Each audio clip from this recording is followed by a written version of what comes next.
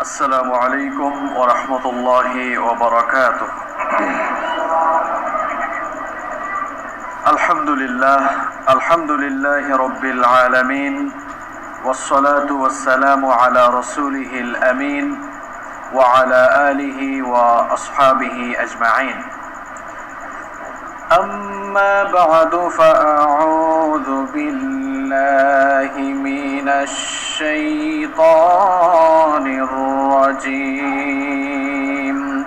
بسم الله الرحمن الرحيم.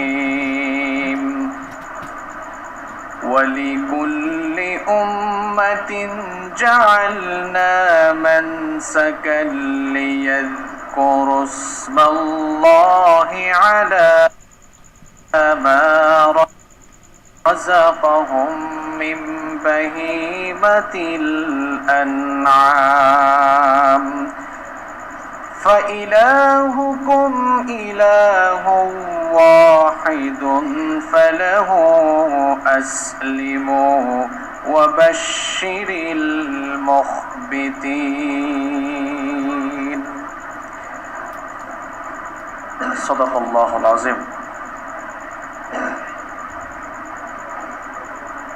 শুকরিয়া আদায় করছি সেই মহান রবের,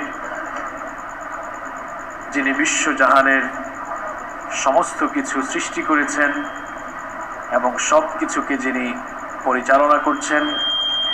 কৃতজ্ঞতা আদায় করছি সেই মহান রবের, যিনি আমাদেরকে মুসলমান বানিয়েছেন, উম্মতে মুহাম্মাদের অন্তর্ভুক্ত করেছেন, যিনি আমাদেরকে সুস্থতার সাথে বাঁচিয়ে রেখেছেন। প্রশংসা আদায় করছি সেই মহান রবের, যিনি আমাদেরকে জুমার দিনের নিয়ামত দান করেছেন এবং আজকের এই বরকতময় দিনে সবার আগে মসজিদে এসে আলোচনায় শামিল হওয়ার জন্য তৌফিক দিয়েছেন। সেজন্যে আমরা আমাদের রবের শেখানো ভাষা অনুযায়ী মস্তক অবনত চিত্তে শুকরগুজার হয়ে পড়ছি। আলহামদুলিল্লাহ। দুরুদ এবং সালাম পেশ করছি আমাদের প্রিয় নবী মুহাম্মদুর রাসূলুল্লাহ সাল্লাল্লাহু আলাইহি ওয়াসাল্লামের প্রতি, যাকে আল্লাহ তাআলা এই পৃথিবীর মানবতার হেদায়েতের জন্য পৃথিবীতে পাঠিয়েছেন। আল্লাহুম্মা সাল্লি আলাইহি আল্লাহুম্মা বারিক আলাইহি। সম্মানিত মুসল্লিবৃন্দ, দুনিয়ার সবচাইতে শ্রেষ্ঠ দিনগুলো, বছরের সবচাইতে শ্রেষ্ঠ দিনগুলো আমরা অতিবাহিত করছি। বছরের সবচাইতে শ্রেষ্ঠতম দিন হচ্ছে জিলহজ মাসের প্রথম 10 দিন। আমরা জিলহজ মাসের প্রথম দশকে প্রবেশ করে আমরা অলরেডি তা অতিবাহিত করছি। আলহামদুলিল্লাহ। জিলহজ মাসের প্রথম 10টি দিন অত্যন্ত ফজিলতপূর্ণ এবং বরকতময়। কি কারণে এই 10টি দিন এত ফজিলতপূর্ণ, বিগত জুমায় কোরআন এবং সুন্নাহ থেকে আমরা সবিস্তারে তা আলোচনা করেছিলাম।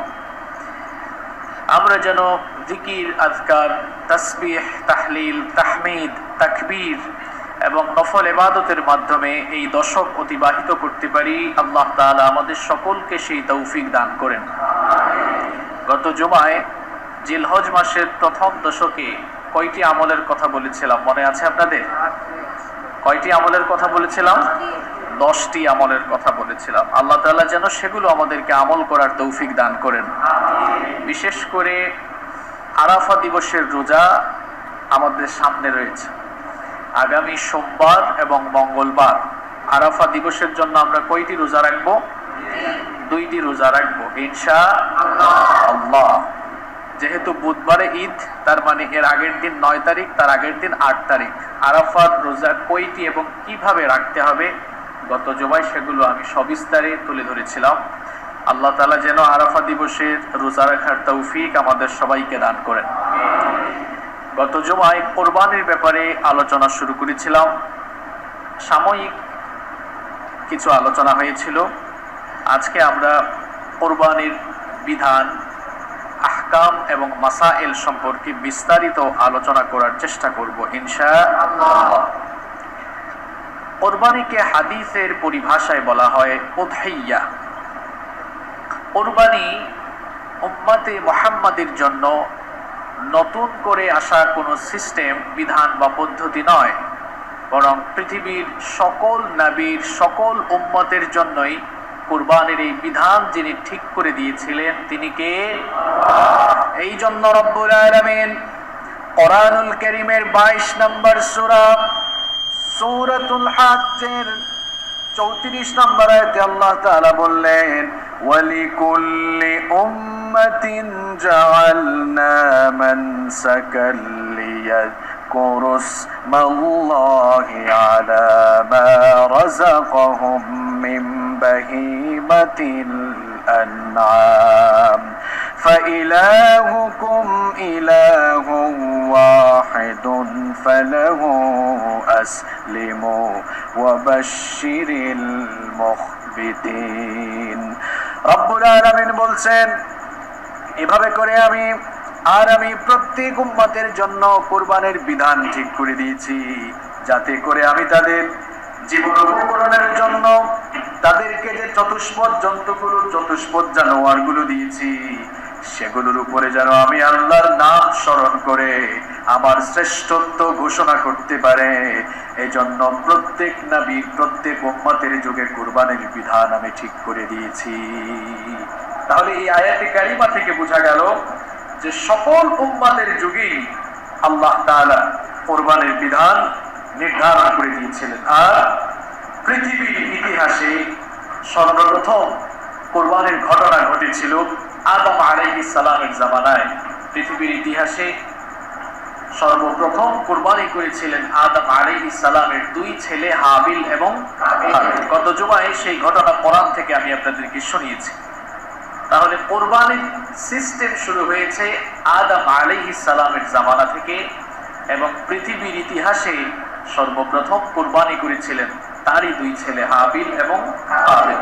বর্তমান সময়ে গোটা বিশ্বে মুসলমানরা যে কুরবানি করে থাকে, এটি হচ্ছে আমাদের মুসলিম মিল্লাতের জাতির পিতা সাইয়েদিনা ইব্রাহিম আলাইহিস সালামের রেখে যাওয়া সুন্নাতের অনুসৃত পন্থা বা পদ্ধতি। ইব্রাহিম আলাইহিস সালামকে আল্লাহ তাআলা অনেকগুলো ব্যাপারে পরীক্ষা করেছিলেন, তার গোটা জীবনটাই পরীক্ষার ছিল।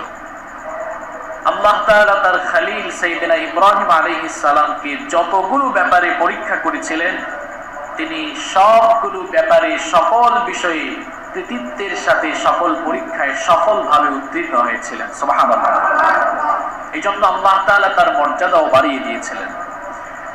রব্বুল আলামিন কোরআনুল কারীমের 2 নম্বর সূরা সূরাতুল বাকারা এর 124 নম্বর আয়াতে জন্যই বলেছেন, وَإِذِ ابْتَلَى إِبْرَاهِيمَ رَبُّهُ بِكَلِمَاتٍ فَأَتَمَّهُنَّ قَالَ إِنِّي جَاعِلُكَ لِلنَّاسِ إِمَامًا قَالَ وَمِنْ ذُرِّيَّتِي قَالَ لَا يَنَالُ عَهْدِ الظَّالِمِينَ।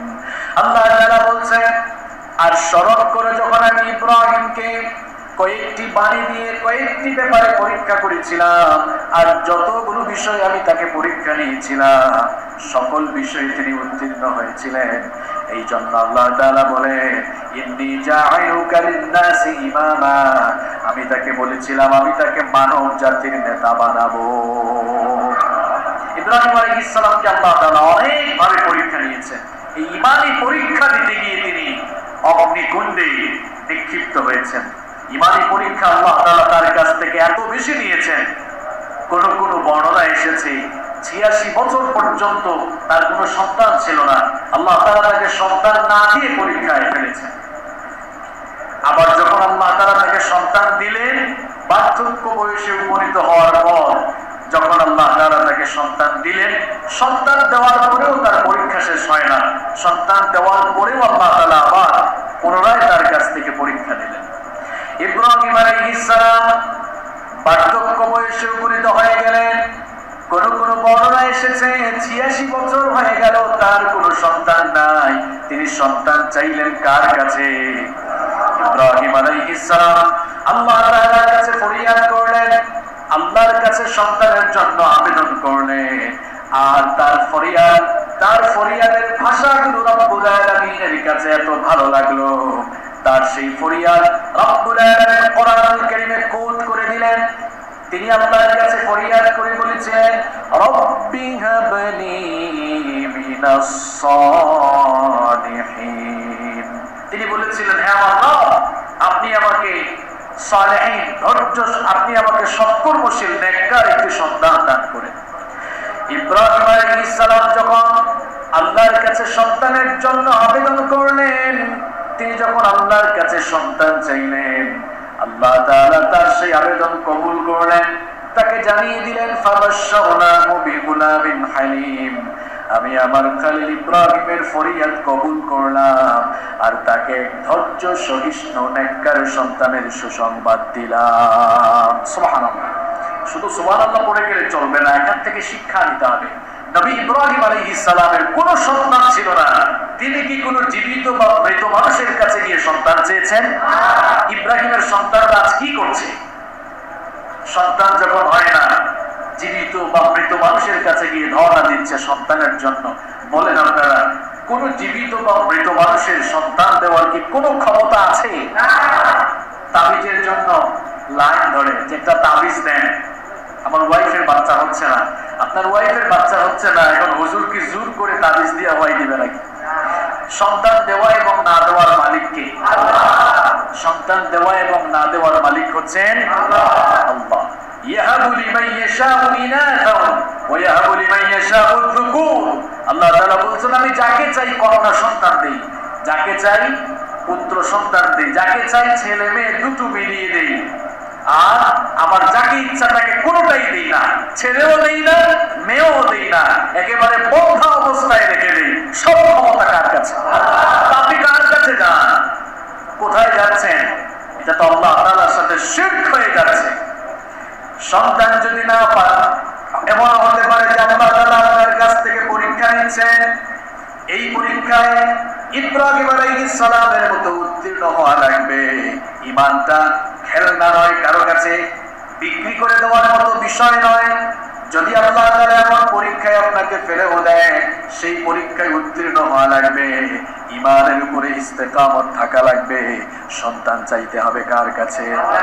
আপনি তো আল্লাহর কাছে সন্তান চাইবেন, সেই আল্লাহর কাছে সন্তান চাইবেন যিনি ইব্রাহিম আলাইহিস সালামকে বার্ধক্য বয়সে সন্তান দিয়েছে, যে আল্লাহ তাআলা বার্ধক্য বয়সে ইব্রাহিমকে সন্তান দিয়েছেন, যে আল্লাহ তাআলা বার্ধক্যে চলে যাওয়ার পর সারার গর্ভে সন্তান দিয়েছেন, যে আল্লাহ তাআলা মারিয়ামের গর্ভে সন্তান দিয়েছেন, যে আল্লাহ তাআলা জাকারিয়া আলাইহিস সালামকে সন্তান দিয়েছেন, সে আল্লাহ তাআলার কাছে যদি আপনি ঈমানের উপরে ইস্তেকামত থেকে চাওয়ার মতো চাইতে পারেন, তিনিও আপনাকে সন্তান দান করবেন। আপনার চাওয়ার মধ্যে ল্যাকিংস আছে, আপনার চাওয়াটা ঠিকঠাক মতো হচ্ছে না। আপনি তাবিজের পেছনে তো ছুটলেন, কিন্তু রাতের বেলা তাহাজ্জুদের নামাজে কি আপনি চোখের পানি ছেড়েছেন? আল্লাহর কাছে চান। আল্লাহ তাআলা সবকিছু করতে সক্ষম, তিনি সকল উপর সবকিছুর উপরে ক্ষমতাবান। ইব্রাহিম আলাইহিস সালাম আল্লাহর কাছে সন্তান চাইলেন, রব্বুল আলামিন তার সেই ফরিয়াদ কবুল করে তাকে একটি সন্তান দান করলেন। 86 বছর বয়সে তিনি সন্তান পেলেন। সন্তান পাওয়ার পরে আবার পরীক্ষা শুরু হয়ে গেল। আল্লাহ তাআলা তার খলিল ইব্রাহিম আলাইহিস সালামকে বললেন, তোমার স্ত্রী হাজেরা আর নবজাতক এই শিশু ইসমাঈল, এই দুজনকে নিয়ে চলে যাও মক্কা নগরীতে, সেখানে তাদেরকে নির্বাসনে রেখে আসো। এটা কি সোজা কথা? 86 বছর পর্যন্ত কোনো সন্তান ছিল না। সন্তান পাওয়ার পরই আল্লাহর অর্ডার, তোমার স্ত্রী আর এই বাচ্চা, এই শিশু দুজনকে এবার নির্বাসনে রেখে আসো। ইব্রাহিম আলাইহিস সালাম তিনি তো আল্লাহর পথে তার সব কিছুকে নিবেদিত করে দিয়েছেন, এই জন্য আল্লাহর অর্ডারকে তিনি আনুগত্যের মস্তক অবনত করে মেনে নিলেন। আল্লাহর অর্ডার মোতাবেক তিনি তার স্ত্রী হাজেরা আর তার নবজাতক শিশু ইসমাঈল আলাইহিস সালামকে নিয়ে চলে গেলেন মক্কা নগরীতে। সেখানে তাদেরকে জনমানবহীন প্রান্তরে যখন রেখে তিনি চলে আসতেছিলেন, সেই সময় তার স্ত্রী হাজেরা বললেন, প্রিয়তম স্বামী আমার, জানি না কোন অপরাধ করলাম, কোন অপরাধের কারণে আমাকে আর আমার নবজাতক এই শিশুকে এইখানে রেখে আপনি চলে যাচ্ছেন। আমি কি কোনো অন্যায় করলাম নাকি? ইব্রাহিম আলাইহিস সালাম তার স্ত্রী কথার কোনো জবাব দিচ্ছেন না, নিশ্চুপ হয়ে গেলেন। দুইবার তিনবার তাকে প্রশ্ন করার পর তিনি আকাশের দিকে আঙুল উঁচু করলেন। বিবি হাজেরা বুঝতে পারলেন হয়তো ইব্রাহিম আলাইহিস সালামকে রব্বুল আলামিন অর্ডার দিয়েছেন, এই জন্যই তিনি তাদেরকে সেখানে রেখে যাচ্ছেন। তখন তিনি বললেন, ওগো আমার প্রিয়তম স্বামী ইব্রাহিম, যদি ওই আল্লাহর হুকুম মতো আমাকে আর আমার শিশু ইসমাইলকে এখানে রেখে যেয়ে থাকেন, তাহলে ওই আল্লাহর উপরে আমি এতটা তাওয়াক্কুল করি, তিনি আমাকে আর আমার নবজাতক শিশু ইসমাইলকে পানি কিংবা খাবারের অভাবে মারবেন না। খাবারের ব্যবস্থা, রিজিকের ব্যবস্থা কিভাবে হয়ে গেল দেখেন। ইব্রাহিম আলাইহিস সালাম যখন অনুর্বর জনমানবহীন এই প্রান্তরে তার স্ত্রী এবং তার শিশুকে রেখে চলে যাচ্ছিলেন, কিছু দূর যাওয়ার পরে তিনি আল্লাহর কাছে দোয়া করলেন। তার সেই দোয়া রব্বুল আলামিন কোরআনে কারীমে সূরা ইব্রাহিমের 37 নম্বর আয়াতে তুলে দিলেন। ইব্রাহিম আলাইহিস সালাম দোয়া করেছিলেন, রব্বানা ইন্নী আসকানতু মিন যুররিয়্যাতি বিওয়াদিন গায়রি যি যারইন ইনদা বাইতিকাল মুহাররাম রব্বানা লিয়ুকিমুস সালাতা ফাজআল أفئدة من الناس تهوي إليهم وارزقهم من الثمرات لعلهم يشكرون। তিনি দোয়া করেছিলেন, হে আমার রব, আমি আমার কিছু বংশধরদেরকে অনুর্বর ফসলহীন এই উপত্যকায় তোমার সম্মানিত ঘরের কাছে রেখে যাচ্ছি বসতি স্থাপনের জন্য, তারা যেন এখানে নামাজ কায়েম করতে পারে। সুতরাং কিছু মানুষের অন্তর তাদের দিকে ঝুঁকিয়ে দেন, আর আমার এই বংশধরদের জন্য ফল ফলাদি থেকে উত্তম রিজিকের ব্যবস্থা করেন। তিনি রিজিকের জন্য আল্লাহর কাছে দোয়া করেছিলেন, রিজিকের ব্যবস্থা হয়ে গেল। বিবি হাজেরার কাছে কিছু খাবার আর কিছু পানীয় ছিল, সেগুলো যখন ফুরিয়ে গেল, সেগুলো যখন শেষ হয়ে গেল, তিনি ক্ষুধার্ত হয়ে পড়লেন। পানি নাই, পিপাসার যন্ত্রণায় তিনি পিপাসার্ত হয়ে গেলেন, তৃষ্ণার্ত হয়ে গেলেন। তৃষ্ণার্ত আর ক্ষুধার্ত হয়ে যাওয়ার কারণে তার বুকের দুধ শুকিয়ে গিয়েছিল। এবার তার নবজাতক শিশুকেও তিনি বুকের দুধ খাওয়াতে পারেন না, যার কারণে তার শিশু সাইয়েদনা ইসমাঈল আলাইহিস সালাম তিনিও ক্ষুধার্ত আর তৃষ্ণার্ত হয়ে গেলেন। বিবি হাজেরা তখন পানির সন্ধানের জন্য তার বাচ্চাকে, তার শিশুকে সেখানে রেখে সাফা পাহাড়ে উঠলেন। সাফা পাহাড়ে উঠে কোনো মানুষজন পেলেন না, পানি সংগ্রহের জন্য কোনো কুয়াও পেলেন না। হতাশ হয়ে সাফা পাহাড় থেকে তিনি নেমে আসলেন। নেমে এসে তার সন্তানের কাছে হতাশ হয়ে বসে রইলেন। আবার তিনি মারওয়া পাহাড়ে উঠলেন। মারওয়া পাহাড়ে গিয়েও কারো সন্ধান পেলেন না, পানি সংগ্রহ করতে পারলেন না। হতাশ হয়ে পুনরায় তিনি ফিরে আসলেন। এরপরে কিছুক্ষণ পর আবার সাফা পাহাড়ে উঠলেন। হতাশ হয়ে ফিরে এসে আবার মারওয়া পাহাড়ে উঠলেন। এইভাবে করে একবার সাফা আর একবার মারওয়া, দুই পাহাড়ে তিনি মোট 7 বার দৌড়াদৌড়ি করলেন। আল্লাহর কাছে তার এই দৌড়াদৌড়ি এত চমৎকার লাগলো, এত ভালো লাগলো, কিয়ামত পর্যন্ত যত হাজী সাহেবরা, যত মানুষ হজ আর উমরা করার জন্য বাইতুল্লাহর পানে যাবে, তাদের সকলের জন্য এই দুই পাহাড় অর্থাৎ সাফা আর মারওয়া পাহাড়ে 7 বার দৌড়াদৌড়ি করা আল্লাহ ওয়াজিব করে দিয়েছে। 7 বার দৌড়াদৌড়ি করার পরেও পানি তো সংগ্রহ করতে পারলেন না। মারওয়া পাহাড় থেকে যখন নেমে আসতেছেন, হঠাৎ করে তার কানে একটি সাউন্ড গেল। একটি শব্দ শুনতে পেলেন। অবাক হয়ে গেলেন, এই জনমানবহীন প্রান্তরে কোত্থেকে আওয়াজ আসলো। একটি আওয়াজ আসার পর নিশ্চুপ হয়ে গেলেন। তারপর কিছুক্ষণ পর তিনি সেই আওয়াজ পুনরায় শুনতে পেলেন। তিনি তখন বললেন, কে তুমি? কার আওয়াজ আমি শুনতে পাচ্ছি? তবে কি তুমি আমাকে সাহায্য করার জন্য এসেছো নাকি? লক্ষ্য করে দেখলেন সাইয়েদনা জিবরিল আলাইহিস সালামের আগমন হয়েছে। তিনি তখন দৌড়ে দৌড়ে তার শিশু ইসমাঈল আলাইহিস সালামের কাছে গিয়ে দেখলেন সাইয়েদনা জিবরিল আমিনের কুড়ালি কিংবা ডানার আঘাতে সেখান থেকে পানি উতলে ওঠা শুরু হয়েছে। তিনি তখন বলেছিলেন জাম জাম, জাম মানে হচ্ছে থামো। বিবি হাজেরা তিনি তখন তার হাত দিয়ে পানিগুলোকে আটকাতে লাগলেন আর তার মশকের ভেতরে পানি সংগ্রহ করে আরম্ভ করলেন। রাসূল করিম সাল্লাল্লাহু আলাইহি ওয়াসাল্লাম বলেছেন, যদি বিবি হাজেরা ওই সময় জামজাম বলে পানি না আটকাতেন তাহলে জামজামের কুয়া থাকতো না, বরং সেটি শক্তিশালী এক বহমান ঝর্ণা ধারায় পরিণত হয়ে যেত। এভাবেই জমজম কূপের উৎপত্তি হলো। এই জমজমের পানি এটি তো শুধু পানি নয়, এটি দুনিয়ার সাধারণ পানির মতো পানি নয়। নবী করিম সাল্লাল্লাহু আলাইহি ওয়াসাল্লাম বলেছেন, খায়রু মাইন আলা ওয়াজহিল আরদি মাউ জামজাম, ভূপৃষ্ঠের সর্বোত্তম, সবচাইতে সেরা, সবচাইতে উত্তম পানীয় হচ্ছে জমজমের পানি। এটি অন্যান্য সাধারণ পানির মতো সাধারণ পানি নয়। ফিহি তুআমুম মিনাত তুর ওয়া শিফাউম মিনাস সুকুম। আল্লাহ নবী বলেছেন, জমজমের পানি হচ্ছে এমন পানি, এই পানি কেবল তৃষ্ণা মেটায় না, বরং মানুষের খাবারের চাহিদাও মেটায়। সুবহানাল্লাহ। নাম্বার 2, 2 নম্বর হচ্ছে ওয়া শিফাউম মিনাস সুকুম। জমজমের পানির ভেতরে শিফা রয়েছে, আরোগ্য রয়েছে। কোন অসুস্থ মানুষ যদি এই জমজমের পানি পান করে, আল্লাহ তাআলা তাকে সুস্থ করে দেন। সুবহানাল্লাহ। আমার অন্য হাদিসে এসেছে, নবী করিম সাল্লাল্লাহু আলাইহি ওয়াসাল্লাম বলেছেন, জমজমের পানি বান্দা যে নিয়ত করে খাবে, আল্লাহ তাআলা তার ওই নিয়তকেও পরিপূর্ণ করে দেন। সুবহানাল্লাহ। তো খাবার দাবারের বন্দোবস্ত হয়ে গেল, জমজমের কূপ হয়ে গেল।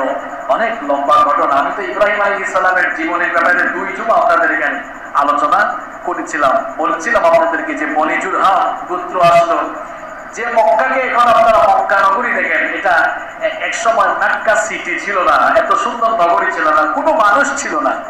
এটা ধুধু মরুভূমি আর জনমানবহীন প্রান্তর ছিল।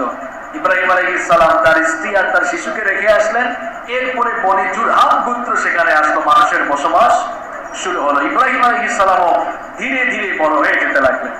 ইব্রাহিম আলাইহিস সালাম যখন বড় হয়ে গেলেন, আল্লাহ ইসমাঈল আলাইহিস সালাম যখন বড় হয়ে গেলেন, বড় হয়ে যাওয়ার পর আবার আল্লাহ তাআলা ইব্রাহিম আলাইহিস সালামকে পুনরায় পরীক্ষা করলেন। ইসমাঈল আলাইহিস সালাম যখন দৌড়ঝাঁপ করার বয়স পর্যন্ত উপনীত হয়ে গেলেন, রব্বুল আলামিন তখন সাইয়েদনা ইব্রাহিম খলিলুল্লাহর কাছ থেকে পুনরায় পরীক্ষা নিতে চাইলেন। কোরআনুল কারীমে সেই ঘটনা সূরাতুস সাফফাতের মধ্যে খুব সুন্দর করে বর্ণিত হয়েছে। কোরআনে কারীম বলছে, ফালাম্মা বালাগা মা'হুস সা'য়া ক্বালা ইয়া বুনাইয়া ইন্নী আরা ফিল মানাম আন্নী আযবাহুক ফানজুর মাযা তারা। আল্লাহ তাআলা বলছেন, যখন সেই সন্তান দৌড়ঝাঁপ শুরু করার বয়স পর্যন্ত পৌঁছে গেল, ইব্রাহিম খলিলুল্লাহ তখন তার সন্তানকে, তার ছেলেকে ডেকে বললেন, হে আমার কলিজার টুকরা ছেলে, আমার প্রিয় ছেলে, শোনো, ইন্নী আরা ফিল মানাম, আমি স্বপ্নে দেখেছি আমি যেন তোমাকে জবাই করছি। ফানজুর মাযা তারা, এখন এর ব্যাপারে তোমার মতামত কি? এ ব্যাপারে তোমার মানুষের স্বপ্নের মতো সাধারণ স্বপ্ন নয়। নবীদের স্বপ্ন হলো ওয়াহী, নবীদের স্বপ্ন হলো আল্লাহর কাছ থেকে আসা প্রত্যাদেশ। এজন্য তার বাবা যখন তার কাছে জবেহের প্রস্তাব দিলেন, তিনিও তখন কোনো প্রকার আপত্তি না করে তার বাবাকে তিনি জবাব দিলেন, ক্বালা ইয়া আবাতি ইফআল মা তু'মারু সাতাজিদুনি ইনশাআল্লাহু মিনাস সাবিরিন। তিনি তখন বললেন, হে আমার বাবা, হে আমার পিতা, আপনি যে ব্যাপারে আদিষ্ট হয়েছেন আপনি তা পালন করুন। নিশ্চয়ই আপনি আপনার ছেলে ইসমাঈলকে ধৈর্য ধারণকারীদের অন্তর্ভুক্ত পাবেন। দুজনেই অনুগত, বাপ বেটা দুজনেই আল্লাহ তাআলা এই সিদ্ধান্তের সামনে মস্তক অবনত করে দিলেন। দুজনেই যখন আল্লাহ তাআলার এই সিদ্ধান্তের সামনে মস্তক অবনত করে দিলেন, দুজনেই যখন জবানের প্রস্তুতি নিলেন, এরপরে ঘটনা কি ঘটলো কোরআন থেকে সরাসরি শোনাচ্ছি। ফালাম্মা আসলামা ওয়া তাল্লাহু লিল জাবিন, আল্লাহ তাআলা বলছেন, দুজনেই যখন আনুগত্যের মস্তক অবনত করে কুরবানির জন্য প্রস্তুত হয়ে গেল, আর ইব্রাহিম যখন তার ছেলে ইসমাইলকে কুরবানি করার জন্য উপর করে শুইয়ে দিল, আমি লক্ষ্য করলাম আমার খালিদ ইব্রাহিম তার স্বপ্নকে সে বাস্তবে রূপায়িত করতে যাচ্ছে। তখন আল্লাহ তাআলা তার খালিলকে ডেকে বললেন, ওয়ানাদাইনাহু আইয়া ইব্রাহিম قد صدقت الرؤيا إنا كذلك نجزي المحسنين إن هذا لهو البلاء المبين আল্লাহ তাআলা বলছেন, যখন ইব্রাহিম তার ছেলেকে জবাহের জন্য উপর করে শুইয়ে দিল, তখন আমি আমার খালিদ ইব্রাহিমকে ডেকে বললাম, হে আমার নবী ইব্রাহিম, কদ সাদ্দাক্তার রুইয়া, তুমি যা স্বপ্নে দেখেছ সেই স্বপ্নকে তো সত্যি সত্যি তুমি বাস্তবে রূপায়িত করতে যাচ্ছ। ইন্না কাযালিকা নাজজিল মুহসিনিন, মুহসিনদেরকে আমি প্রতিদান দিয়ে থাকি। তুমি শোনো, ইন্না হাযা লাহুয়াল বালাউল মুবিন, এটা ছিল তোমার জন্য এক মহা পরীক্ষা, বড় পরীক্ষা। সেই পরীক্ষায় যেহেতু তুমি উত্তীর্ণ হয়ে গিয়েছ, আমি তোমার উপরে খুশি হয়ে গেলাম। ওয়াফাদাইনাহু বিযিবহিন নাযীম, তুমি তোমার পরীক্ষায় কৃতকার্য হওয়ার কারণে, তুমি তোমার পরীক্ষায় উত্তীর্ণ হওয়ার কারণে তোমার সন্তানকে আর জবাই করা লাগবে না।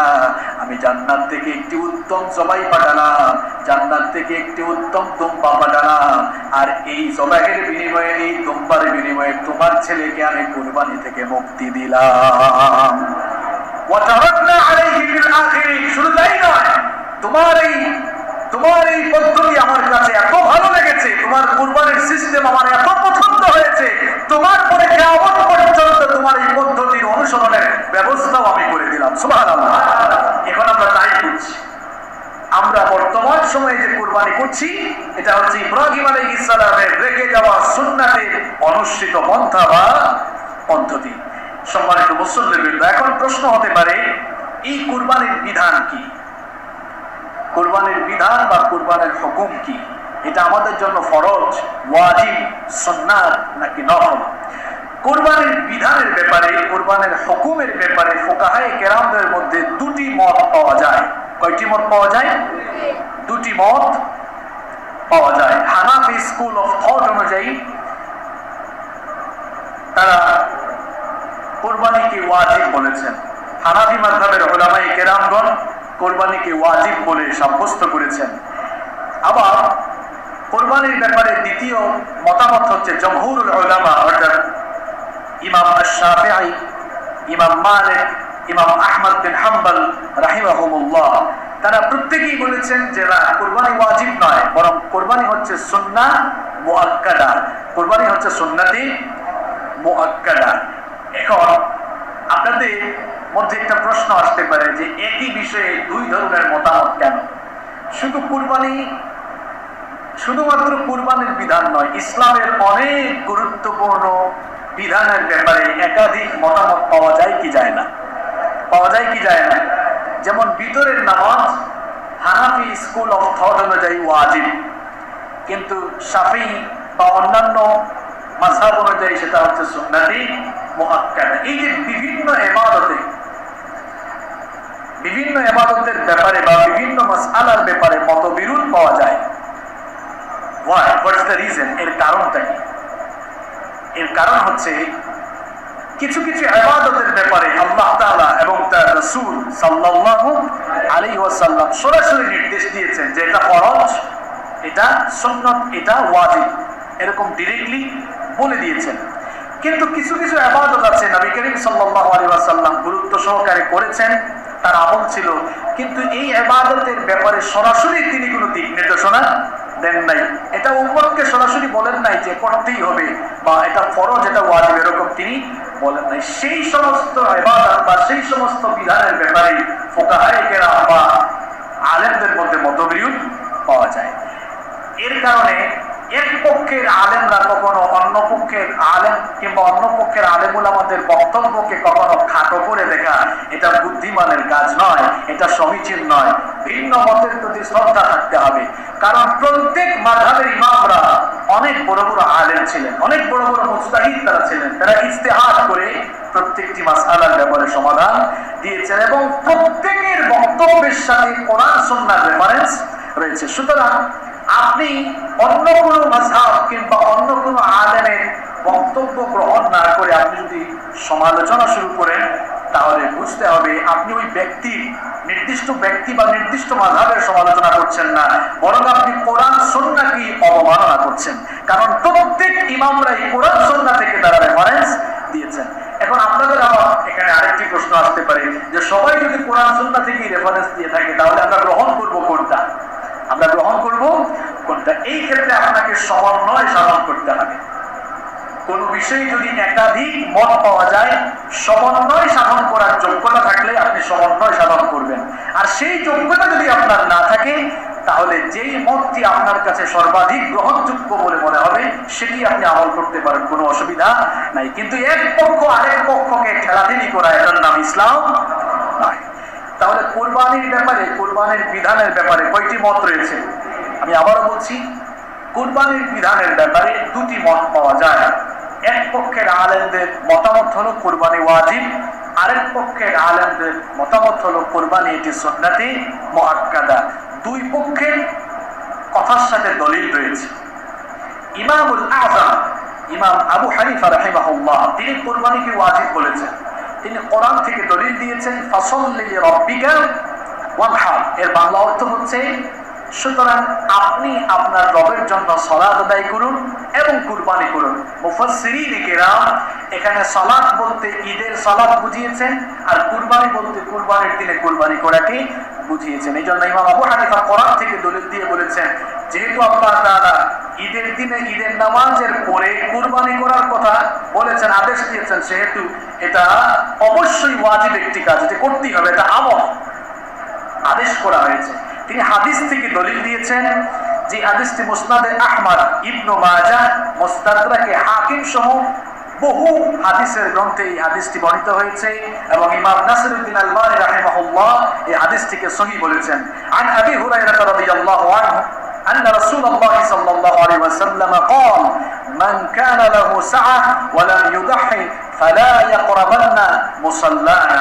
আবু হুরায়রা রাদিয়াল্লাহু আনহু হাদিসটি বর্ণনা করেছেন। রাসূল করিম সাল্লাল্লাহু আলাইহি ওয়াসাল্লাম বলেছেন, যার সামর্থ্য আছে কুরবানি করার, যার সাধ্য আছে, সামর্থ্য আছে, সামর্থ্য থাকার পরেও কেউ যদি কুরবানি না করে, ফালা ইয়াকরাবান্না মুসাল্লানা, সেজন্য আমাদের ঈদগাহের ধারে কাছেও না আসে।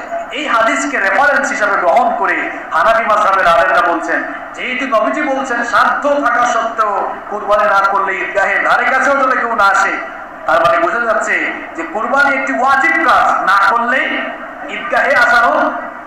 ঈদগাহে আসার ব্যাপারেও নিষেধ করা হয়েছে। এর কারণে তারা কুরবানিকে ওয়াজিব বলেছেন। ইমাম শাফিঈ, ইমাম মালিক, ইমাম আহমদ বিন হাম্বল রাহিমাহুল্লাহ এবং জমহুর উলামাদের মতামত হচ্ছে কুরবানি সুন্নতি মুআক্কাদা।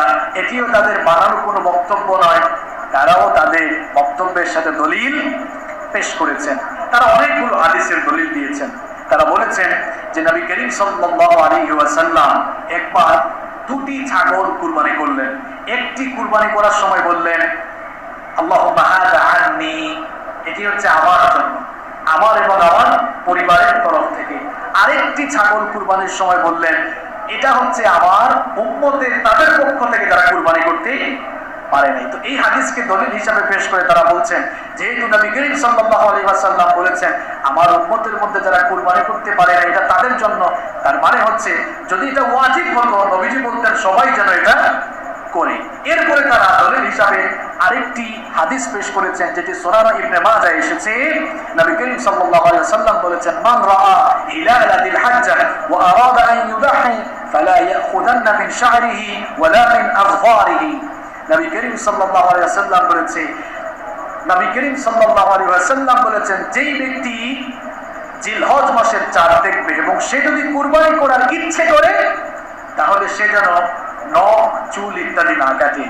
এই হাদিস থেকে তারা দলিল দিয়ে বলছেন, যেহেতু এই হাদিসে বলা হয়েছে যদি কেউ ইচ্ছে করে, যদি বলা হয়েছে, আবার বলা হয়েছে তার সে যদি ইচ্ছা করে ইচ্ছের উপরে ছেড়ে দেওয়া হয়েছে, তার মানে অবশ্যই এটা ওয়াজিব নয়। তারা হাদিস হিসাবে আরেকটি হাদিস এনেছেন যে আবু বকর রাদিয়াল্লাহু আনহু এবং ওমর ইবনে খাত্তাব রাদিয়াল্লাহু আনহু তারা 1 বছর কুরবানি দেন নাই, দুজনেই তারা 1 বছর কুরবানি দেন নাই। কিছু লোক গিয়ে তাদেরকে জিজ্ঞেস করলো আপনারা কেন কুরবানি দিলেন না? তারা তখন জবাব দিলেন প্রত্যেক বছরই যদি আমরা কুরবানি দিই তাহলে মানুষ এটাকে ওয়াজিব মনে করে বসবে। তাহলে কোরবানির ব্যাপারে আমরা কয়টি মত পেলাম? এক পক্ষের মত হচ্ছে ওয়াজিব, আরেক পক্ষের মত হচ্ছে। এখন আমরা যাবো কোন দিকে? ওই যে বলেছিলাম যে কোনো মাসআলায় যদি একাধিক মত পাওয়া যায় দুইটা কাজ করতে হবে, হয় এটাতে সমন্বয় সাধন করে চলতে হবে, নতুবা গ্রহণযোগ্যটাকে বেছে নিতে হবে। আমরা এই দুই পক্ষের মতামত এবং দলিলগুলোকে এখানে সমন্বয় করতে পারি এইভাবে।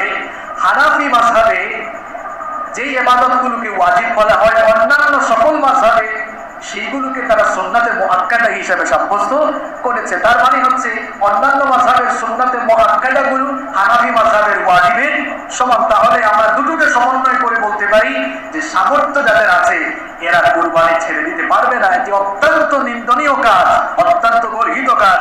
সুতরাং যাদের সামর্থ্য আছে তাদের জন্য কুরবানি করা ওয়াজিব। সম্মানিত মুসল্লিবৃন্দ, এবার আমাদের আরেকটি প্রশ্ন আসতে পারে যে কার উপরে কুরবানি ওয়াজিব? এটা কি সবার উপরেই ওয়াজিব? উত্তর হচ্ছে না, সবার উপরে কুরবানি ওয়াজিব নয়, সামর্থ্যবানদের জন্য কুরবানি ওয়াজিব। এখন প্রশ্ন হতে পারে যে সামর্থ্যবান কারা, কিংবা কি পরিমাণ সাধ্য থাকলে, কি পরিমাণ সামর্থ্য থাকলে কুরবানি ওয়াজিব হবে? এর ব্যাপারেও আলেমদের মধ্যে দুটি মত পাওয়া যায়। একদল আলেমের ফতোয়া হলো, মত হলো, যাদের কাছে কুরবানির দিনগুলোতে, কুরবানির দিন কি একদিন শুধু ঈদের দিন না, ঈদের পরে আরো 2 দিন কুরবানি করা যায়, 10, 11, 12। আবার কেউ কেউ বলেছেন 13 তারিখও করা যায়, 10, 11, 12 এটি সবচেয়ে নির্ভরযোগ্য মতামত। তাহলে কুরবানি কার উপরে ওয়াজিব এ ব্যাপারে দুটি মত আছে।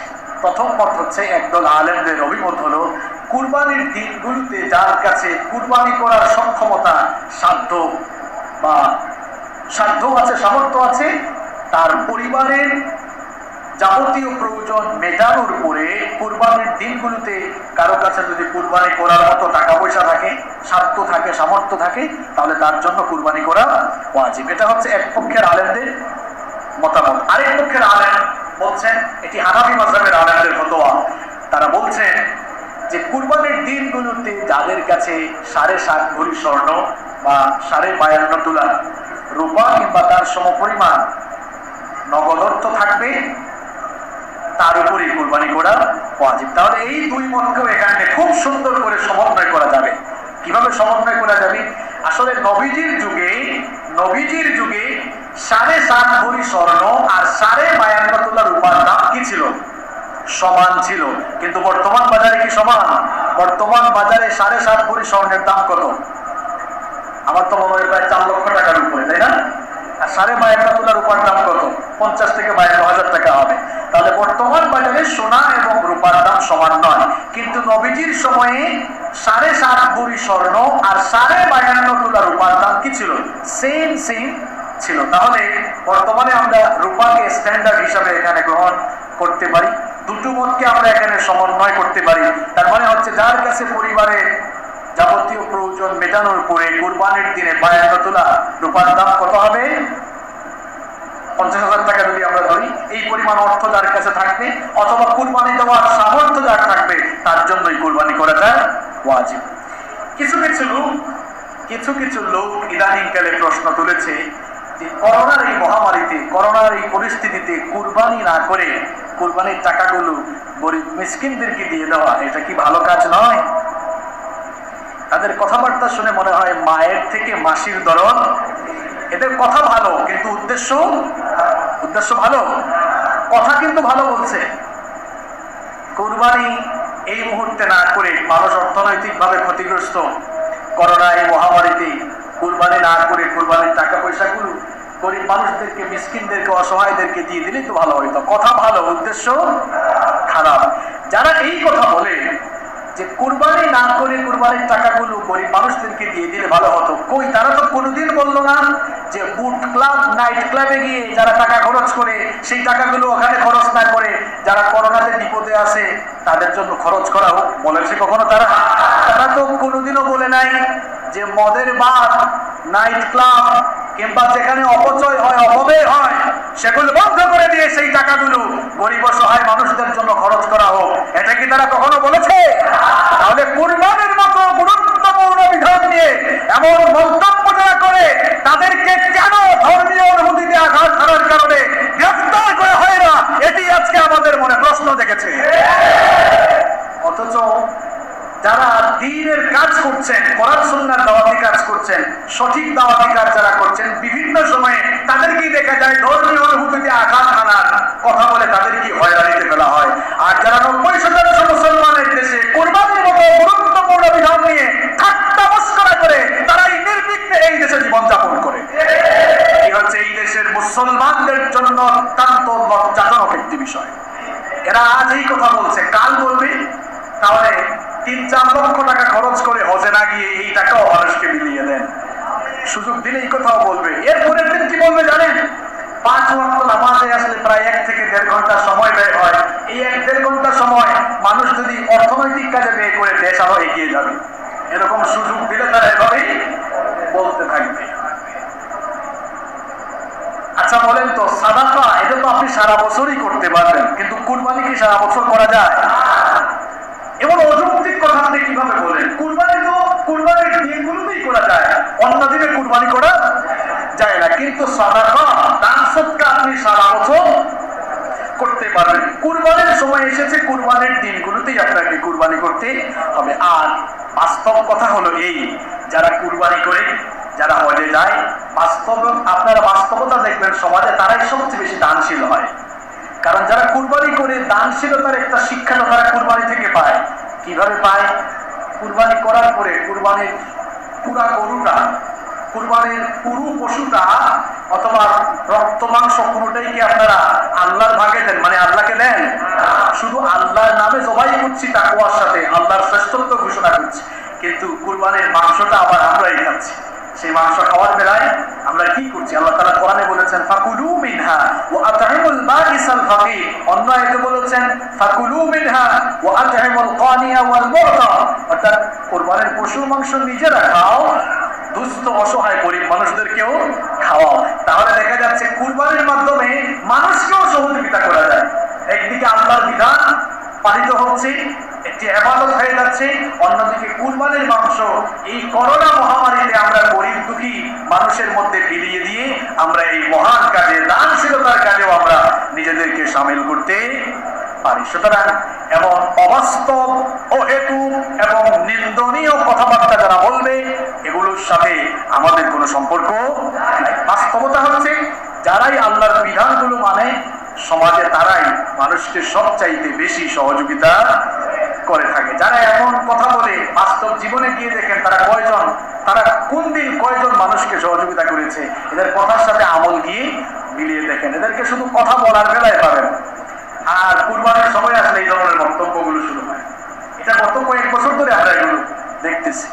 আজ এই কথা বলছে, কাল আর এক কথা বলবে। ওই যে বললাম, তারা এর পরে বলবে হজে না গিয়ে হজের টাকা দিয়ে দেন, এরপরে বলবে নামাজে না এসে ওই 1 ঘন্টা সময় অন্য কাজে লাগান। আল্লাহ আমাদেরকে হেফাজত করেন।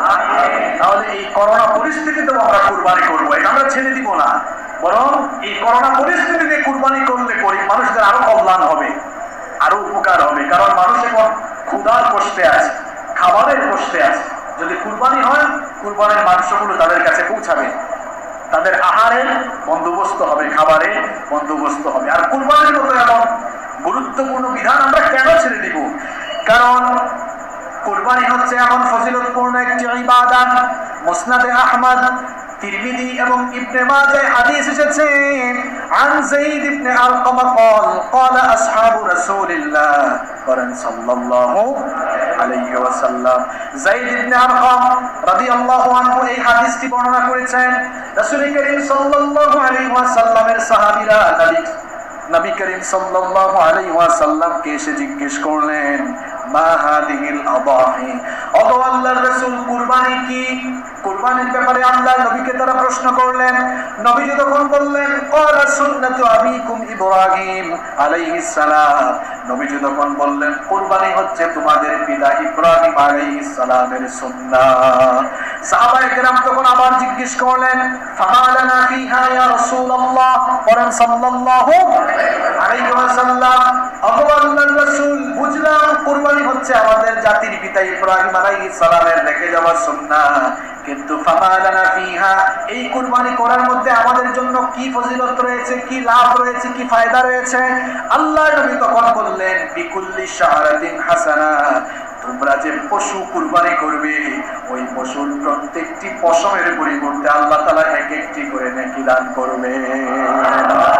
সাহাবায়ে কেরাম তখন আবার প্রশ্ন করলেন, ফাসসুহু ইয়া রাসূলুল্লাহ সাল্লাল্লাহু আলাইহি ওয়াসাল্লাম।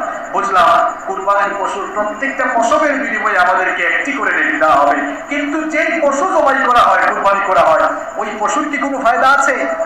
ওই পশুর কি কোনো নেকি আছে? আল্লাহ নবী বললেন, বিকুল্লি শাআরাতিন মিনাস সুফি হাসানা, যে পশুকে জবাই করা হবে ওই পশুকেও তার পশমের জন্য একটি করে নেকি দেওয়া হবে। সুবহানাল্লাহ। আবার ইবনে মাজাহ এবং তিরমিজিতে হাদিস এসেছে, আন আয়েশা রাদিয়াল্লাহু আনহা আন্নান নাবিয়্য সাল্লাল্লাহু আলাইহি ওয়াসাল্লাম قال ما عمل ابن آدم يوم النحر عملا أحب إلى الله عز وجل من إراقة دم। উম্মুল মুমিনিন আয়েশা রাদিয়াল্লাহু আনহা হাদিসটি বর্ণনা করেছেন। নবী করিম সাল্লাল্লাহু আলাইহি ওয়াসাল্লাম বলেছেন, কুরবানির দিনে কুরবানির পশু থেকে রক্ত প্রবাহিত করা, এই আমলটি আল্লাহর কাছে যত প্রিয়, কুরবানির দিনের অন্য কোনো আমল আল্লাহর কাছে ততটা প্রিয় নয়। ওয়া ইন্নাহু লা ইয়াতি ইয়াউমাল কিয়ামাতি বিকুরুনিহা ওয়া আসলাফিহা ওয়া আশআরিহা। কুরবানির পশু কিয়ামতের দিন তার শিং, পশম এবং খুর সহ কিয়ামতের মাঠে হাজির হবে, আর সেগুলো কুরবানিদাতার আমলের পাল্লার মধ্যে রেখে দেওয়া হবে। আল্লাহ নবী বলেছেন, যারা বিশুদ্ধ নিয়তে কুরবানি করবে, ওয়া ইন্নাদ দামা লা ইয়াকাউ মিনাল্লাহি আযজা ওয়া জাল্লা বিমাকানিন ক্বাবলা আন ইয়াকা আলাল আরদি ফাতিবু বিহা নাফসা। আল্লাহ নবী বলেছেন, বিশুদ্ধ নিয়তে যারা কুরবানি করবে, ওই কুরবানির পশু মাটিতে পড়ার আগে, কুরবানির পশুর রক্ত মাটিতে পড়ার আগে আল্লাহ তার সমস্ত গুনাহগুলো মাফ করে দেন।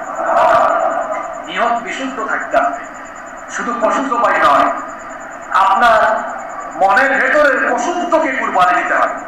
আমরা মানুষ হলেও আমাদের মধ্যে পশুর কিছু আচার আচরণ আছে না নাই? পশুত্বের এই আচার আচরণগুলো পরিহার করার মানসিকতা নিয়ে কুরবানি করতে হবে। আমি তো এভাবে বলি যে আপনি যখন পশুর গলায় ছুরি চালাবেন, আপনার হৃদয়ে যেন এই ফিলিংস থাকে, এই ফিলিংস যেন আপনার অন্তরে কাজ করে যে আমি পশুর গলায় ছুরি চালাচ্ছি না, বরং পশুর গলায় ছুরি চালানোর সাথে সাথে আমার জীবনের সমস্ত পদাবলের উপরে ছুরি চালিয়ে আমি পবিত্র হওয়ার নিয়তে কুরবানি করছি। এই নিয়তে যারা কুরবানি করবে, কুরবানির পশুর রক্ত মাটিতে পড়ার আগে আল্লাহ তাদের গুনাহগুলো মাফ করে দিবেন। সুবহানাল্লাহ। সম্মানিত মুসলিমবৃন্দ, সময় অত্যন্ত সংক্ষিপ্ত। কুরবানির ব্যাপারে খুব গুরুত্বপূর্ণ কয়েকটি মাসআলা আপনাদের সামনে তুলে ধরছি। কোন কোন পশু দিয়ে কুরবানি করা যাবে? উট, গরু, মহিষ, ছাগল, ভেড়া, দুম্বা, এই সকল চতুষ্পদ জানোয়ার দিয়ে, চতুষ্পদ জন্তু দিয়ে কুরবানি করা যাবে। কারণ আল্লাহ তাআলা কোরআনুল কারীমে বলেছেন, লিয়াযকুরু ইসমাল্লাহি আলা মা রাযাকাহুম মিন বাহিমাতিল আনআম। আল্লাহ তাআলা বলছেন যে চতুষ্পদ জন্তুগুলো তোমাদেরকে আমি দিয়েছি, সেগুলোর উপরে আমার নাম নিয়ে আমার শ্রেষ্ঠত্ব ঘোষণা করো, কুরবানি করো।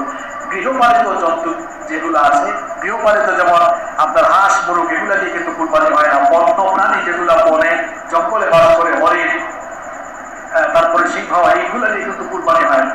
কুরবানি যে সকল পশু দিয়ে হয় সেগুলো হচ্ছে উট, গরু, মহিষ, ছাগল, ভেড়া, দুম্বা, মেষ, এগুলো দিয়ে কুরবানি হয়। তবে এই সকল পশু দিয়ে কুরবানি করলে বয়সের দিক বিবেচনায় রাখতে হবে। উট কুরবানি করলে সেই উট অবশ্যই 5 বছর বয়সী হতে হবে। গরু কিংবা মহিষ হলে সেটা অবশ্যই 2 বছর বয়সী হতে হবে। এরপরে ছাগল, ভেড়া, দুম্বা, এগুলো যদি হয় তাহলে অন্তত 1 বছর বয়সী হওয়া লাগবে। কুরবানির জন্য বয়সটাকে বিবেচনায় রাখতে হবে। কুরবানি ছাড়া অন্য সময় আমরা যে পশু জবাই করে মাংস মাংস খাই, এর জন্য এই বয়সগুলো ফ্যাক্ট না। কিন্তু কুরবানির সময় এই বয়সগুলো অবশ্যই বিবেচনায় রাখতে হবে।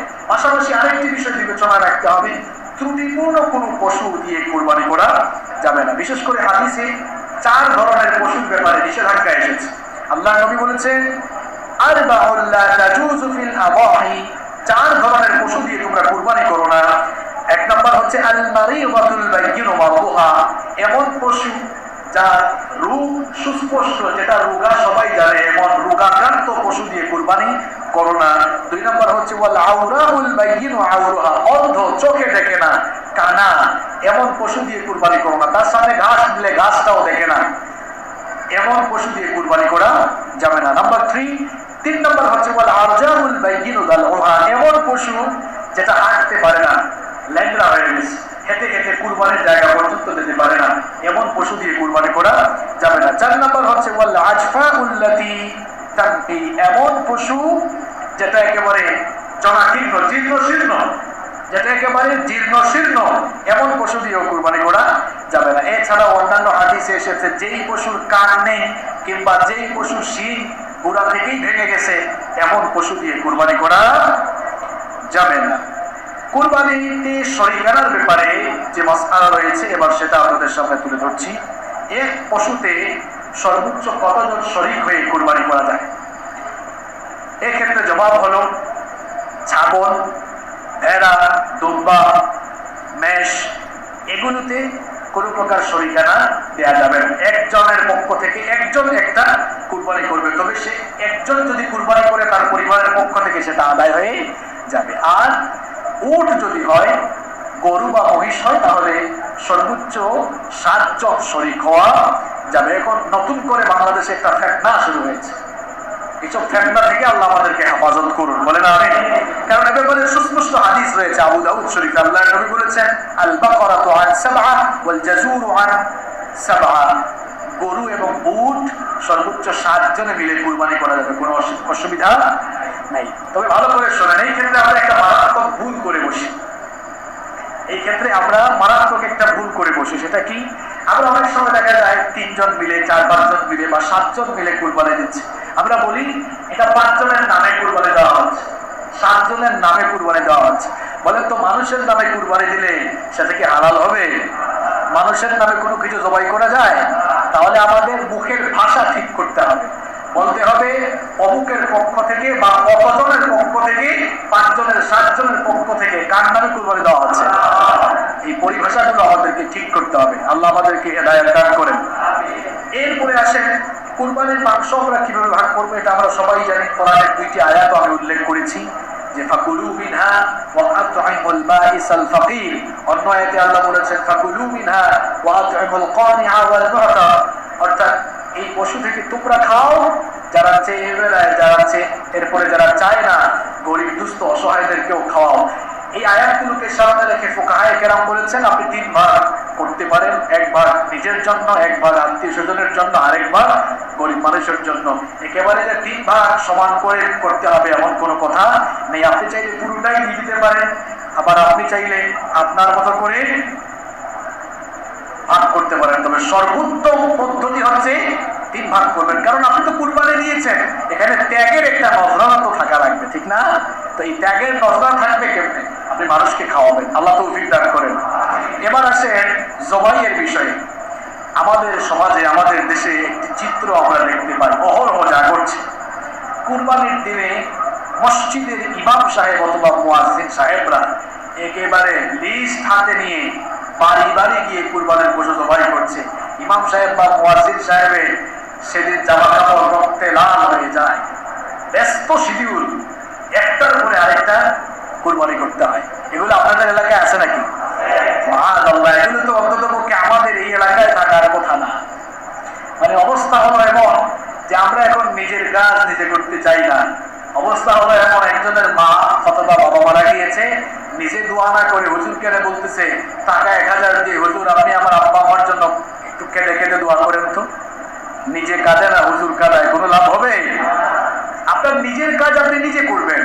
জবাইয়ের মতো বরকতময় একটি কাজ আপনি না করে কেন হুজুরকে দিয়ে করাচ্ছেন? হুজুর করলে বেশি বরকত পাবে এটা না। আমার অনেকে তো আমার খুব গর্ব করে, জানো আমার গরুটা, আমার পশুটা কে কুরবানি করছে? ওই বড় মসজিদের খতিব সাহেব এসে কুরবানি করছে। আরে বাপরে বাপ, এটা নিয়ে ক্রেডিট, খুব গর্ব করে। না, নিজের পশু নিজে জবাই করতে পারাটাই আসল ক্রেডিট। আপনি জবাইয়ের পদ্ধতি দোয়াটা শিখে ফেলেন, বিসমিল্লাহি, এই তো আপনারা বলেন আল্লাহুম্মা হাযা আননি, বাংলায় বলে দেন, শুনতেন আল্লাহর নামে জবাই করেন, নিজের পশুটা নিজে জবাই করেন, কারণ এর মধ্যে বরকত রয়েছে।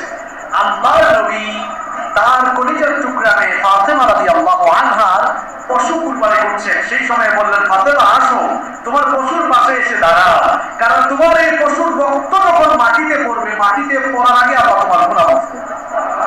এই বরকতময় কাজ আপনি হুজুরকে দিয়ে করাচ্ছেন কেন? নিজের টাকা দিয়ে কুরবানি করছেন, সওয়াবটাও নিজে নেন। আল্লাহ আমাদেরকে বুঝার তৌফিক দান করেন। এরপরে সর্বশেষ একটি মাসআলা, সেটি হচ্ছে যে কুরবানির সাথে আকিকা করা যাবে কিনা। কুরবানির সাথে আকিকা করা যাবে কিনা। কুরবানি আর আকিকা দুটাতেই পশু জবাই করা লাগে, কিন্তু দুইটার উদ্দেশ্য ভিন্ন। যেমন আকিকা করা হয়, আকিকা এটি জন্মের সাথে সম্পৃক্ত, শিশুর জন্মের সাথে সম্পৃক্ত, আর কুরবানির দিনগুলোর সাথে সম্পৃক্ত। আকিকার ব্যাপারে বলা হয়েছে, রাসূল করিম সাল্লাল্লাহু আলাইহি ওয়াসাল্লাম বলেছেন, ছেলে হলে তার পক্ষ থেকে দুটি, মেয়ে হলে তার পক্ষ থেকে একটি ছাগল জবাই করো। আর কুরবানি তো উট দিয়েও করা যায়, গরু মহিষ দিয়েও করা যায়, কোনো অসুবিধা নাই। আমাদের আয়েশা রাদিয়াল্লাহু আনহা থেকে এসেছে যে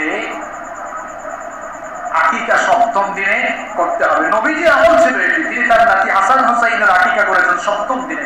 আয়েশা রাদিয়াল্লাহু আনহার বর্ণনা এসেছে সপ্তম দিনে, কেউ না পারলে 14তম দিনে, তাও না পারলে 21তম দিনে। এই সময়ের মধ্যে করা সুন্নাহ, এরপরে করলেও জায়েজ হয়। আচ্ছা বলেন তো, জায়েজ আর সুন্নাহ দুটা কি এক?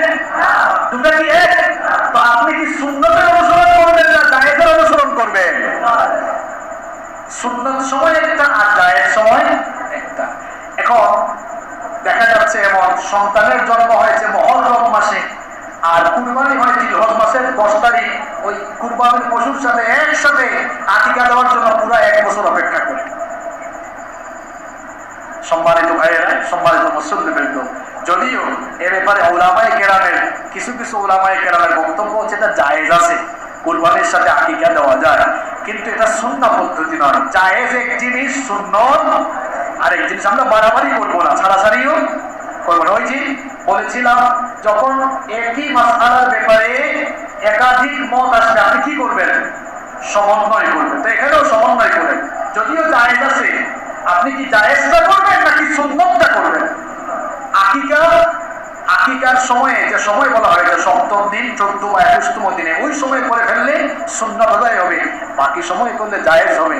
এখন আপনি সুন্নতের অনুসরণ করবেন নাকি জায়েজের অনুসরণ করবেন, সেটা আপনার বিবেকের উপরে ছেড়ে দিলাম। যে মাসআলাগুলো আমরা বলেছি, সবশেষে একটি প্রশ্ন এসেছে যে গরু বড় 2-3 বছর হয়েছে কিন্তু শিং ওঠেনি, সেগুলোর কুরবানি হবে কিনা। এটা তো আমি আমার বক্তব্যেই বলে দিয়েছি, যার পুরা থেকেই শিং উঠে নাই এমন পশু দিয়ে কুরবানি হবে না, কিন্তু শিং উঠেছে, কিছু ভেঙে গেছে, এমন পশু দিয়ে কুরবানি হবে, কোনো অসুবিধা নাই। সম্মানিত মুসল্লিবৃন্দ, যেহেতু ঈদুল আজহার আগে এটি হচ্ছে সর্বশেষ জুমা, সেহেতু ঈদুল আজহার নামাজের ব্যাপারে ঘোষণা এসেছে। আমাদের অত্র মসজিদে পবিত্র ঈদুল আজহা